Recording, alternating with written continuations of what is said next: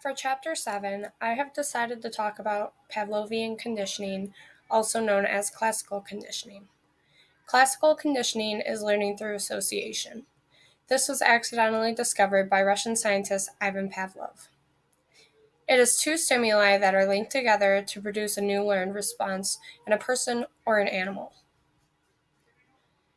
As told by John Watson, everything from speech to emotion responses are simply patterns of stimulus and response. He studied this theory.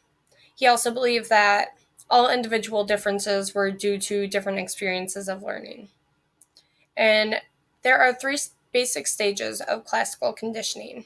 Stage 1 is where the unconditioned stimulus produces an unconditioned response in the organism. This is just an unlearned cause and effect relationship between behavior and response. Stage 2 is just the process of learning in relation to behavior and response. And stage 3 is where the new conditioned response is expressed. Pavlov discovered this while studying salivation in dogs. He would bring them a bowl, and at first, the dogs only salivated to the smell of the food, but then they learned that every time they heard the footsteps of the person bringing the food, that they were going to be fed and began salivating before the food was even to them.